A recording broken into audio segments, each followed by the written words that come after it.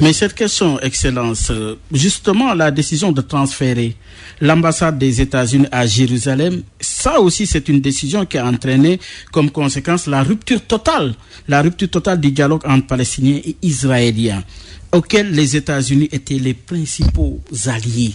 Là, est-ce que vous n'êtes pas en train de vous mettre à dos la communauté internationale? Pas du tout. En fait, dire rupture totale, ça c'est un peu quand même. Oui, mais il y a rupture, quand même.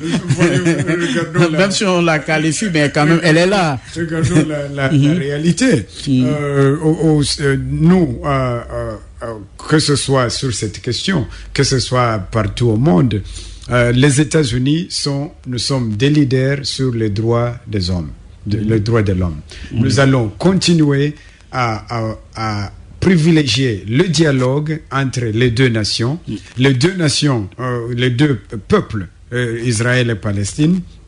Et on fait la même chose dans d'autres coins du monde, et vont continuer à dialoguer pour trouver une solution.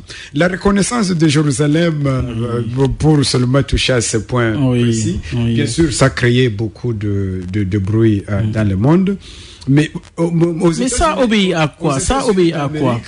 C'était seulement de reconnaître une réalité qui existait déjà. Donc, ça fait 70 ans. Aucun président, quand je parle des prédécesseurs, n'a été aussi loin sur cette question. Pourquoi cette fois-ci? Mais qu'est-ce que cela veut dire? Aucun président n'a été. Oui, mais jusqu'ici. Aucun président avant Obama, aucun président n'avait fait l'assurance maladie pour tous aux États-Unis, dans l'histoire des États-Unis. Donc, il faut commencer quelque part.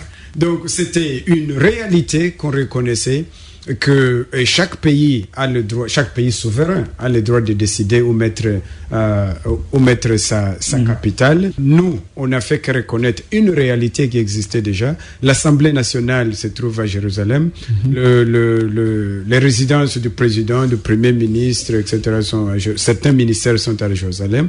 En fait, j'ai visité plusieurs fois Jérusalem dans des missions officielles, et je peux vous dire que la question des deux pays, la question des deux nations continue, et nous allons continuer à discuter et à échanger avec les deux côtés pour arriver à une paix durable entre les Palestiniens et les Israéliens.